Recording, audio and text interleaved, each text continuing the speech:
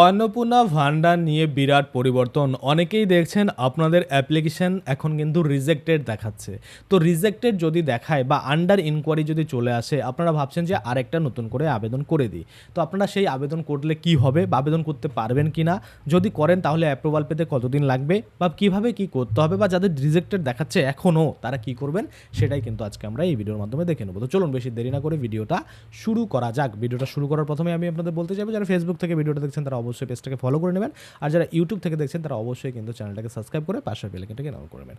বলছে অন্নপূর্ণা যোজনা নিয়ে বিরাট পরিবর্তন। কি পরিবর্তন বা কী গুরুত্বপূর্ণ আপডেট চলে এসেছে, সেটা হচ্ছে যে সমস্ত আবেদনকারীদের অ্যাপ্লিকেশন স্ট্যাটাসে রিজেক্টেড দেখাচ্ছে তাদের মধ্যে অনেকেই ভাবছেন আবার নতুন করে আবেদন করব, তাই না?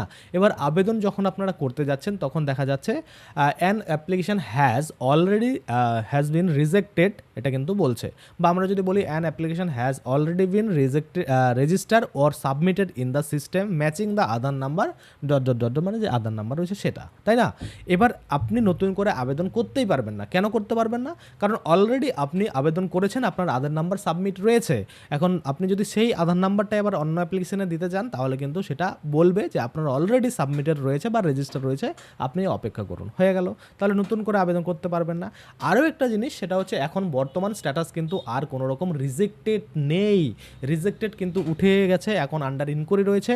আপনি পাওয়ার যোগ্য হলে অবশ্যই আপনি পাবেন, সেটাই কিন্তু বলা হচ্ছে। অর্থাৎ আপনাকে ভয় পাওয়ার কিচ্ছু নেই, আপনি টাকা পাবেন, রিজেক্টেড দেখাক আর যাই দেখাক, আপনি যদি যোগ্য প্রার্থী হয়ে থাকেন। আচ্ছা, কি বলছে, কিন্তু বর্তমানে পুনরায় আবেদন করতে গেলে আবেদন জমা নাও হতে পারে বা হচ্ছে না, এটাই কিন্তু স্বাভাবিক আমরা দেখলাম। কারণ এই আধার নম্বর দিয়ে অলরেডি কিন্তু একটা আবেদন হয়ে গেছে, অনেকে ট্রাইও হয়তো করেছেন, রিজেক্টেড দেখানোর পরে যে আবার আবেদন করে দিই, সেটা কিন্তু হচ্ছে না। আচ্ছা, তাহলে এই মুহূর্তে আপনাদের কি করণীয়? এই মুহূর্তে আপনাদের করণীয় হলো তাড়াহুড়া করে বারবার নতুন আবেদন করার চেষ্টা করবেন না। আপনারা ওয়েট করুন, আপনাদের অ্যাপ্লিকেশন অবশ্যই ইনকোয়ারি হবে। ইনকোয়ারি হওয়ার পরে পরবর্তীতে যদি মনে হয় যে না আপনারটা সত্যি ভ্যালিডেশন হচ্ছে না বা আপনি পাওয়ার যোগ্য নয়, তাহলে কিন্তু রিজেক্টেড করবে।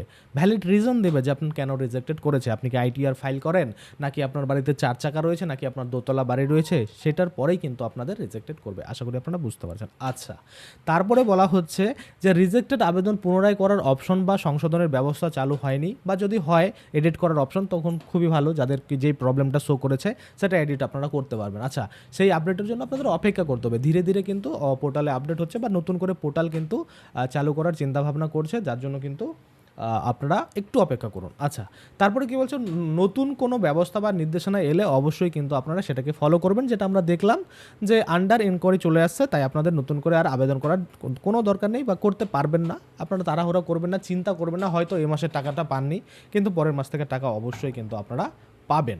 আশা করি আপনারা বুঝতে পারছেন। আচ্ছা, তারপরে বলছে এই যে মনে করুন আপডেট রিজেক্টেড থেকে আন্ডার ইনকোয়ারি, এটা কিন্তু অফিসাররাই করেছে এবং আপনাদের ইনকোয়ারির পরে তারপরে কিন্তু অ্যাপ্লিকেশন অ্যাপ্রুভাল বা রিজেক্টেড কিন্তু করবে। তাই আপনারা নিশ্চিন্তে, যারা আবেদন করে দিয়েছেন সাবমিটেড হয়ে গেছে, তারা নিশ্চিন্তে বসে থাকুন। আর যাদের এখনও অ্যাপ্লিকেশন করেননি তারা অনলাইনে কিন্তু অবশ্যই আবেদন করুন। আর যারা অফলাইনে আবেদন করেছেন, 3-3বার করে আবেদন জমা করেছেন কিন্তু টাকা পাননি বা আপনাদের স্ট্যাটাসও দেখাচ্ছে না, তাদের এন্ট্রি কিন্তু হয়নি অনলাইনে। তাই তাদের আশা না করে, BDO office, panchayat office, SDO office, পৌরসভা, এদের আশা না করে আপনারা বাড়িতে বসে বা যে কোনো সাইবার ক্যাফের হেল্প নিয়ে নিজেদের আবেদন নিজেরাই কিন্তু অনলাইনে সাবমিট করে দিন। তাতে আপনাদের মঙ্গল হবে বা তাতে আপনাদের কিন্তু টাকা ঢুকে যাবে তাড়াতাড়ি। কেননা আমরা দেখেছি হাজার হাজার ফর্ম কিন্তু বিডিও অফিসে, পঞ্চায়েত অফিসে, পৌরসভাতে পড়ে রয়েছে, তারা কিন্তু এন্ট্রি করেনি বা করছে না, বা এতগুলো এন্ট্রি একবারে তারা করতে কিন্তু পারছে না, ধীরে ধীরে কিন্তু করছে। তো যার জন্য আপনাদের অবশ্যই বলবো আপনারা নিজেরা নিজেদের যে অ্যাপ্লিকেশান সেটা কিন্তু অনলাইনে করে নেবেন, তাহলে কিন্তু কোনো সমস্যা হবে না।